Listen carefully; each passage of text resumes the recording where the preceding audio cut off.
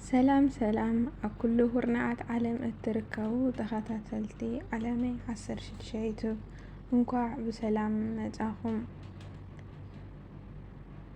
نجرات بميلا مفتاح مستر نايتا لبام سبيتي بعلت عدار حنتي بعلت بيت سبعيا مسكالق سبيتي ركب كمزلو مسترطرت موبايلو كتمرمر جمرت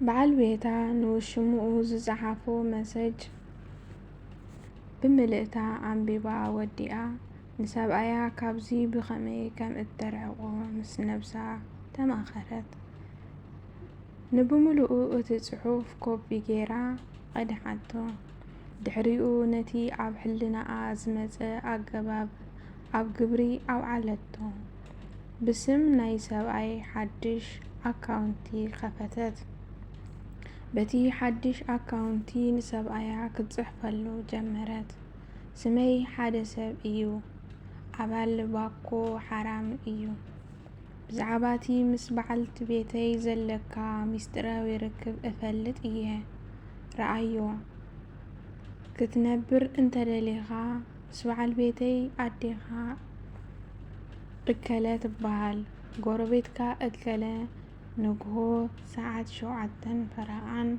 مساخا خسرح زدلي تفتو عركخا خستو اتي اتمهارلو كولج اتملالسلو قدنا زلخا ركبكا اقوارت كلو منك سقاسكا اب تحتي كوزتصري اب ايدي كي ودكا كاب سبيتي رحا إلى سددتو نتي كوبي زغبرتو صحف سددتلو اتي سبعي اتي ملأختي مسرعيو لبو بعصفي كحرم جمرة اتا سبيتي ولا حنتي كم زي تفلت عمسيلا دحان لخا صبوق كم زي لخا نقرتو ولا حنتي كم زي كونا نجرو نتا موبايلو شيطون اشتي موبايل جزاء بدحريقو صومن صلوتن أحيلو لومي كمزي ناي اغزيابير سب يلم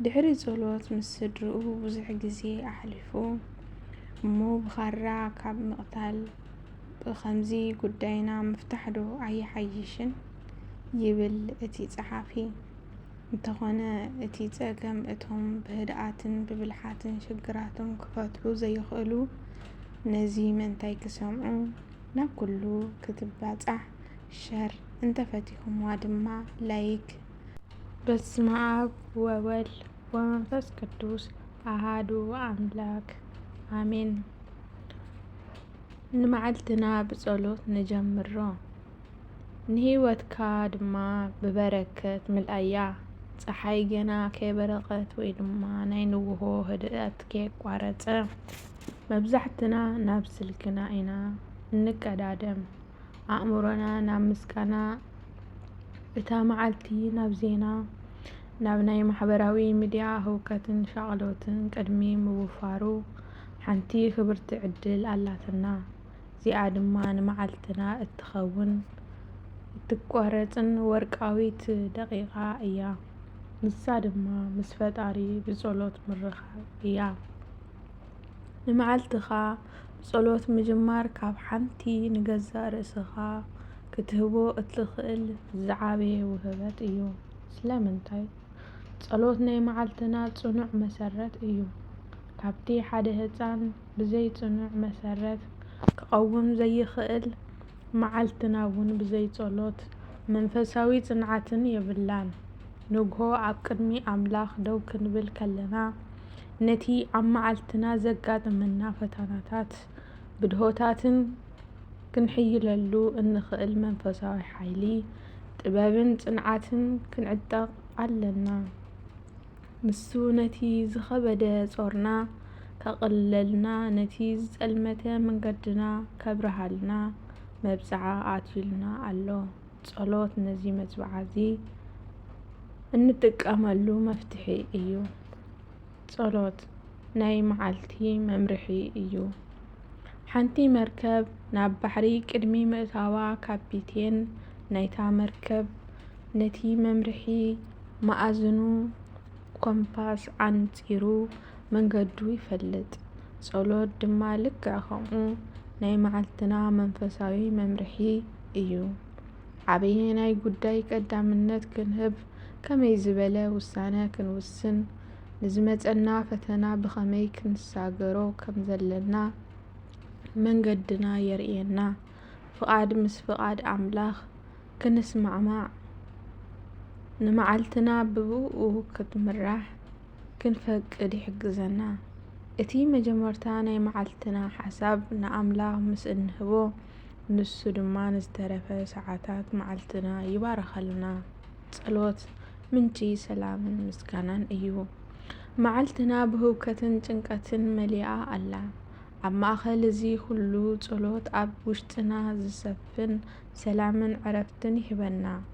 ንመዓልትና ብጸሎት ክንጅምር ከለና ንጭንቀትናን ፍርሃትናን ኣብ እግሪ ኣምላኽ ነንብሮ፣ ኣብ ክንድኡ ድማ ዘይናወጽ ሰላሙ ይህበና። ብተወሳኺ ንመዓልትና ኦ ፈጣሪየ ስለዚ ሓዳስ መዓልቲ ኣመስግነካ ብምባል ምጅማር ኣተሓሳስባና ይቕይሮ። ንህይወትና ጥዕና፣ ንስድራና ቤትናን ነቲ ዘለና በረከትን ብምስጋና ክንጅምር ከለና ልብና ብተስፋ ኣወንታዊ ስምዒት ይመልእ። ነቲ ዝጎደለና ዘይኮነስ ነቲ ዘለና ክንርኢ ይሕግዘና። ከመይ ጌርና ንጅምር? ተግባራዊን ስጉምትን ንመዓልትኻ ብጸሎት ነዊሕን ዝተሓላለኸን ክኸውን ኣይግብኦን። 5 ደቂቓ እኳ ይኹን እንተደኣ ካብ ልቢ ዝመንጨወ ኮይና ዓባይ ለውጢ ተምጽእ። ጸጥታ ዝሰፈኖ ቦታ ምረጽ። ካብ ዋዛን ሆይታን ርሓቕካ ንስኻ ኣምላኽን ጥራሕ እትራኸበሉ ቦታ ፍለ። ብምስጋና ጀምር። ነቲ ዝሓለፈ ለይቲ ስለ